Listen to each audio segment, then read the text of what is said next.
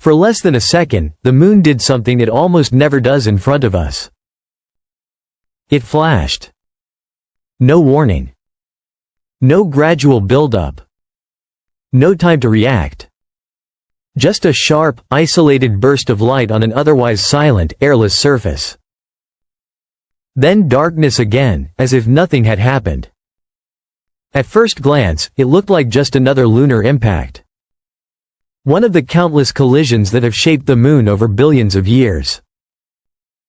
The kind of event that happens far more often than we notice, especially when no one is watching. But this one was different. Not because of its size, but because of when it happened, how it was detected, and what else has been moving through the solar system at the same time. For months now, the James Webb Space Telescope has been quietly monitoring subtle changes across the inner solar system. Not headline-grabbing discoveries, but small deviations. Objects that don't quite behave the way we expect. Motions that feel slightly off. Patterns that only emerge when enough data is stacked together. And as the data from this lunar flash began to settle, an unsettling question surfaced. What if this impact was not an isolated event? What if it was part of something larger, a quiet echo of a body that recently passed through our cosmic neighborhood? For a brief moment, scientists asked a question they rarely say out loud. Could this have been a fragment of 3I Atlas? The impact occurred last week. At that instant, a robotic telescope monitoring the moon recorded a brief but unmistakable flash on the lunar surface. It lasted less than a second, yet it carried enough energy to be seen clearly from Earth. What made this observation exceptional was not just the flash itself, but how it was noticed. It wasn't flagged later by automated software. It wasn't uncovered days later in archived data. Someone saw it live. The observer was watching the screen in real time when the flash appeared. Even among experienced lunar observers, that's rare. Most impact flashes are found after the fact, buried in data, noticed only because an algorithm highlights something unusual. This one didn't wait. Conditions could not have been more perfect. The moon was in its new phase, meaning the impact site lay in complete darkness. No reflected sunlight. No glare. Had this occurred even a few days earlier or later, the flash would have been washed out entirely. Instead, the moon revealed a moment of raw physics, unfiltered by atmosphere, unsoftened by noise, as if it wanted to be seen. Early estimates suggest the object that struck the moon was no larger than a few centimeters across. Something you could hold between two fingers. But in space, size is deceptive. Speed is everything.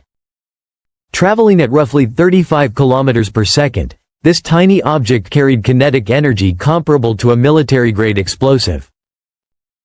When it slammed into the lunar surface, that energy was released almost instantly, converting solid rock into plasma and light in a fraction of a second. By analyzing the brightness and duration of the flash, scientists can reverse engineer the event, estimating both the mass and velocity of the impactor with surprising accuracy. Preliminary localization places the impact near the Langrenus crater on the moon's near side, though refining that position will take time. Still, this detection marked the first confirmed lunar impact flash ever recorded from Ireland, and only the second from the British Isles. Small object. Enormous energy. Perfect timing. Those three factors rarely align by chance.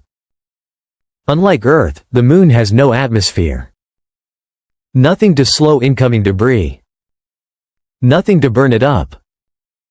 Nothing to soften the violence. Every collision is direct and absolute. That makes the moon a natural laboratory. Each flash adds to our understanding of how much debris moves through near-Earth space, how fast it travels, and how often impacts actually occur. These centimeter-scale objects are invisible until they hit something, but they vastly outnumber large asteroids. Over long timescales, they deliver staggering amounts of energy. And lately, the environment around Earth has been anything but quiet. When an impact like this occurs, the real story doesn't end with the flash. That flash is only the opening frame. What matters next is the aftermath, the faint thermal and chemical fingerprints left behind in the lunar regolith. This is where the James Webb Space Telescope becomes critical. Webb doesn't see visible light. It sees heat. It sees molecules. A fresh impact heats the lunar surface to extreme temperatures, creating a thermal anomaly that cools over hours and days. Embedded in that cooling curve is information about what hit the Moon, density, composition, and hints about whether the object was rocky, metallic, or volatile-rich. Usually, these signatures fade too quickly to matter. But in this case, Webb was already watching the region for unrelated reasons. As analysts reviewed the post-impact data, something subtle stood out. The cooling pattern didn't behave as expected. Instead of a clean spike followed by a smooth decline, the thermal signal showed irregularities, as if heat was being retained or redistributed beneath the surface. This doesn't automatically mean anything exotic. Subsurface layering, impact angle, and regolith structure can all influence heat flow. But the anomaly mattered because it mirrored something scientists had seen elsewhere. In fast-moving objects entering the inner solar system. In those cases, energy lingered longer than models predicted. It resisted clean dissipation. Not dramatic enough to cause alarm, but enough to force double-checking. Speed is a fingerprint. Most debris bound to the solar system travels within a narrow velocity range. Objects at the extreme upper edge immediately stand out. Based on brightness and thermal output, this impactor was moving at that upper limit. That alone narrows the list of possible sources. Random orbital debris becomes less likely. Fast meteoroid streams become more plausible. Material with a distant or highly processed origin becomes harder to ignore. High-speed impacts are rare not because fast objects don't exist, but because they pass through quickly. Catching one in the act is statistically unlikely. Yet recently, more than one object moving at extreme velocity has intersected the inner solar system. Individually, each case can be explained. Together, they start to feel connected. The interpretation shifted when scientists stopped treating the impactor as a lone traveler. Instead, they began thinking of it as a fragment, something once part of a larger system. Fragmentation changes probability. A single object passing through is rare.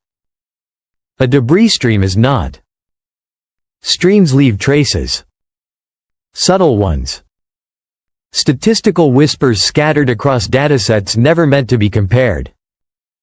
When researchers examined archival infrared data along the reconstructed trajectory, they found faint, short-lived enhancements, barely above background noise, but consistent in timing and position. The Moon didn't collide with a solitary grain. It passed through a sparse stream. The material properties added another layer. The fragment appeared dense, yet volatile poor, chemically altered in a way that suggests prolonged exposure to radiation and heat. Not fragile. Not metallic. Something in between. That combination doesn't form easily. It points to material repeatedly stressed, baked, and reworked over long periods. At this point, no single piece of evidence proved anything extraordinary. And that caution matters. Science advances by resisting narrative temptation. But what made this uncomfortable was consistency. High speed. Transient behavior. Unusual thermal decay. Altered composition.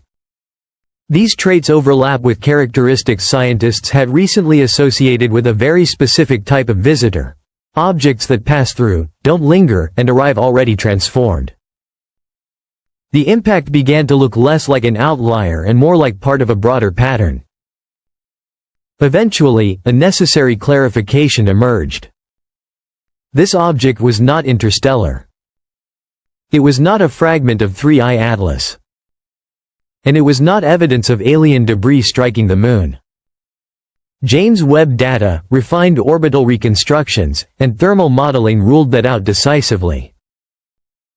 The velocity, while extreme, fit within known distributions. The trajectory aligned with a well-mapped debris corridor Earth and the Moon cross every December. The culprit was closer than we thought. A Geminid meteoroid. A fragment from 3,200 Phathon, a strange hybrid object that behaves like an asteroid but sheds debris like a comet when it swings close to the Sun. Over thousands of years, Phathon has filled its orbit with dense, fast-moving rocky fragments. Every December, Earth plows through this stream, producing one of the brightest meteor showers in the sky. And the Moon passes through it too. What James Webb ultimately confirmed was not an alien connection, but something just as revealing. Our solar system can produce objects that behave like strangers.